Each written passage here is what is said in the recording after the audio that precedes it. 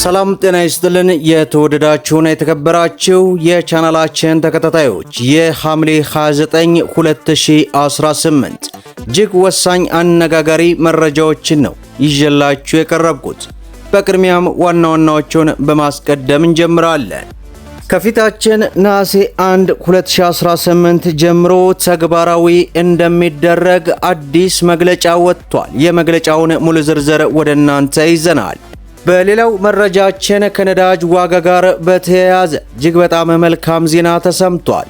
በዚህ መሰረት የነዳጅ ዋጋ እጅግ በከፍተኛ ሁኔታ መቀነሱ ተገልጿል። ይህንንም ወደ እናንተ እናደርሳለን። እንዲሁም ከተቀጣሪ ሰራተኞች ጋር በተያያዘ አዲስ መረጃ ወጥቷል። በዚህም መረጃ መሰረት ለተቀጣሪ ሰራተኞች መልካም ዜና ተሰምቷል። ይህንና መሰል መረጃዎችን ወደ እናንተ እናደርሳለን። ቪዲዮን ላይክ፣ ቻናሉን ሰብስክራይብ እያደረጋችሁ እስከ መጨረሻው ድረስ ተከታተሉ። በቅድሚያም ከተቀጣሪ ሰራተኞች ጋር በተያያዘ መልካም ዜና ተሰማ።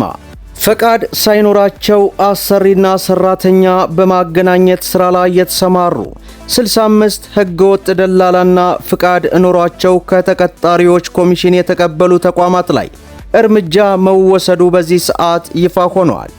ሐምሌ 28 ቀን 2018 አሃዱ ሬዲዮ በአዲስ አበባ ከተማ በዋና መገናኛ ሜክሲኮ አየር ጤናና አቃቂ አካባቢ ህጋዊ ፍቃድ ሳይኖራቸው ሲሰሩ በነበሩ 65 ህገወጥ ደላሎችና የኮሚሽን ሰራተኞች ላይ እርምጃ መወሰዱን የአዲስ አበባ ስራና ክህሎት ቢሮ አስታወቀ። የቢሮው ስራና ስምሪት ፍቃድ ቁጥጥር ቡድን ኃላፊ የሆኑት አቶ በላይ ተሰማ በግል ስራና አሰሪ አገናኝ ኤጀንሲ ተመዝግበው ከተቀጣሪ ሰራተኞች ኮሚሽን የሚቀበሉ ተቋማት ላይም ፍቃድ እስከ መሰረዝ የደረሰ እርምጃ ተወስዷልም ብለዋል። እርምጃው የተወሰደው ኤጀንሲ ሰራተኛ ሲያገናኝ ከሰራተኛ ገንዘብ እንደማይቀበል የሚደነግገውን መመሪያ ያልተገበሩ ጨምሮ ህጋዊ ፍቃድ ሳይኖራቸው አሰሪና ሰራተኛን በማገናኘትና በኮሚሽን ስራዎች ተሰማርተው የተገኙ ድርጅቶችና ግለሰቦች ላይ እንደሆነ የቡድኑ መሪ አቶ በላይ አብራርተዋል።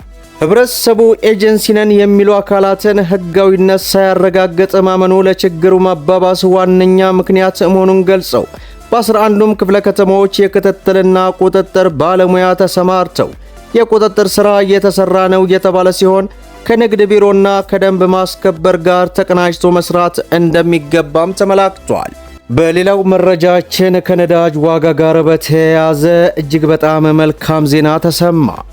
ከፍተኛ የዩናይትድ ስቴትስ ባለስልጣናት ወሳኙን የሆርሙዝ ወሽመጥ የባህር መስመር ለማስከፈት ከኢራን ጋር ስምምነት ይደረጋል የሚል ተስፋ መሰጠታቸውን ተከትሎ የነዳጅ ዋጋ እጅግ በከፍተኛ ሁኔታ ቀነሰ። የአሜሪካ የውጭ ጉዳይ ሚኒስትርና የፋይናንስ ሚኒስትሩ እንደተናገሩት የነዳጅ ጭነቶች ምናልባትም በዚህ ሳምንት መጨረሻ ሊቀጥሉ እንደሚችሉ እድል ይኖራልም ተብሏል። እጥረቱ ሊቀረፍ ይችላል በሚለው ዜና ምክንያት የዓለም አቀፍ የነዳጅ ዋጋ መለኪያ የሆነው የብሪት ድፍድፍ ነዳጅ ዋጋ በ5 በመቶ ያህል መቀነሱ ከአንድ በርሚል ላይ ከ$80 በታች መውረዱ እጅግ በጣም አነጋጋሪ ሆኗል። ነገር ግን በአሜሪካና በኢራን መካከል ያለውን ግጭት ለማርገብ ባለፉት ወራት የተደረጉ ውይይቶች አለመሳካታቸው በነዳጅ ገበያ ላይ መዋዠቅ ያስከተለ ሲሆን ይህም በየማደያው የነዳጅ ዋጋ በመጨመሩ አሽከርካሪዎችን ጎድቷል ማለቱን በዚህ ሰዓት ኻና ሰይፉ ዘግባለች። በሌላው መረጃችን ከፊታችን ነሐሴ 1 ቀን 2018 ጀምሮ ተግባራዊ እንደሚደረግ ይፋ አድርጓል። የፌዴራል የመጀመሪያ ደረጃ ፍርድ ቤት ከነሐሴ 1 እስከ መስከረም 30 ቀን 2018 በሚቆየው የሁለት ወራት የክረምት የረፍት ጊዜ በተረኛ ችሎት የሚስተናገዱትን አስቸኳይ ጉዳይ ይፋ አድርጓል። አገልግሎቱ በፍርድ ቤቶች አዋጅ ቁጥር 1234/2013 አንቀጽ 38 ንዑስ አንቀጽ 3 መሰረት የሚሰጥ ሲሆን ዓላማውም የመብት ጥሰትን ለመከላከልና አፋጣኝ ውሳኔ ካላገኙ ሊካሱ የሚችሉ ጉዳዮችን ማስቀረት ነውም ተብሏል። በክረምት ተረኛ ችሎት የሚታዩ ጉዳዮችን በተመለከተ አስቸኳይ የእግድ አቤቱታዎችና የልጅ ቀልብ ጥያቄ፣ አካል ነጻ ለመውጣትና እንቅስቃሴ ገዳቢ በሆኑ ጉዳዮች ላይ የሚቀርቡ አቤቱታዎች እንዲሁም የሰራተኛ የደሞዝ ክፍያ አፈጻጸም ጉዳዮች ከግልግል ዳኝነት ትዕዛዝ ጋር ተያይዘው የሚቀርቡ አስቸኳይ የማህተም ትዕዛዝ ጥያቄዎች፣ መደበኛ የሥራ ጊዜ መጠበቅ የሚችሉ አፋጣኝ ጉዳዮችን በዳኝነት ውሳኔ ላይ፣ ከወንጀል ነክ ጉዳዮች ጋር በተያያዘ የዋስትናና የአመንክሮ ጥያቄ እና ሌሎችም እንደሚገኙበት ተገልጿል።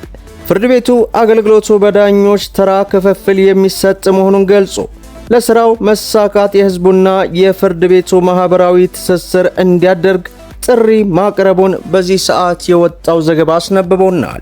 በመጨረሻም ዜጎች አስፈላጊ ዶክሜንቶችን የሚያስቀምጡበት ዲጂታል ዋሌትና የፊት ገጽ ማረጋገጫ ሥርዓት ይፋ ተደርጓል። የብሔራዊ መታወቂያ ፕሮግራም ወይንም ፋይዳ በመንግሥት የልማት ድርጅትነት እንደገና ተደራጅቶ ፋይዳ ቨርስ ዲጂታል በሚል ስያሜ በኢትዮጵያ ኢንቨስትመንት ሆልዲንግ ስር መካተቱ ተበሰረ። ምክትል ጠቅላይ ሚኒስትር ተመስገን ጥሩነህ በተገኙበት ይፋ በተደረገው የሥራ ማስጀመሪያ መርሃ ግብር ላይ የኢትዮጵያ ኢንቨስትመንት ሆልዲንግ ዋና ሥራ አስፈጻሚ ዶክተር ብሩክ እንደገለጹት የመደመር መንግሥት በዲጂታል መሠረተ ልማት ያስመዘገበው እምርታ የዜጎችን ማኅበራዊና ኢኮኖሚያዊ ተጠቃሚነት ያሳለጠ ነው ተብሏል። የፋይዳ አገልግሎት በአፍሪካ ፈጣን ከሆኑት የዲጂታል ማንነት ሥርዓቶች አንዱ የሆነ መምጣቱን ጠቁመው የፋይዳ ቨርስ ተጠቃሚ ሽግግር የአገሪቱን የዲጂታል ጥንካሬና ዓለም አቀፍ ተወዳዳሪነት ያጎለብታልም ብለዋል። የፋይዳ ቨርስ ዋና ሥራ አስፈጻሚ አቶ ይህኔ እንደተናገሩት በጥቂት ዓመታት ውስጥ የዜጎች ማንነት በዲጂታል መንገድ የመመዝገብ ሰፊ ሥራ መከናወኑም ገልጸዋል።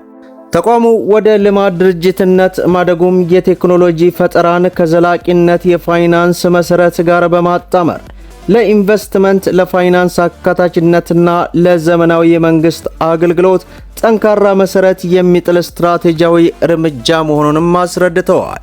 ይህ በእንዲህ እንዳለ የመንግሥት ኮሚኒኬሽን አገልግሎት ሚኒስትር ናት አለም በሰጡት መግለጫ እስከ ማለዳው 3 ሰዓት ድረስ ብቻ 200 ሚሊዮን ችግኝ መተከሉን ገለጹ። በአጭር ጊዜ ውስጥ 5.9 ሚሊዮን ኢትዮጵያን በነቂስ ወጥተው በመሳተፋቸው 68000 ሄክታር መሬት በችግኝ መሸፈናቸው ተገልጿል። ሚኒስትሯ በዚህ መግለጫቸው ኢትዮጵያን ዝቅ ብለው ለምድር አደራ ይሰጣሉ፣ ምድርም የተሰጣትን አደራ እጥፍ አድርጋ ትመልሳለች ሲሉ የሕዝቡን ታላቅ ንቅናቄና የተፈጥሮ ፍቅር አድንቀዋል። ይህ ታላቅ አገራዊ የችግኝ መትከል መርሃ ግብር ዛሬ እስከ ምሽቱ 12 ሰዓት ድረስ በመላው ሀገሪቱ ላይ ተጠናክሮ እንደሚቀጥል ተገልጿል። መደመጥ ያለባቸው ወሳኝና አነጋጋሪ የሆኑ መረጃዎችን ይመስላሉ። ቪዲዮን ላይክ ሼር አድርጉት እያልኩ እስከ ፍጻሜው ድረስ አብራችሁን ስለቆያችሁ ልባዊ ምስጋናችንን እየሰጠን በሌላ ቪዲዮ እስከምንገናኝ ወሰላሙ አለይኩም ወራህመቱላሂ ወበረካቱ እንላለን።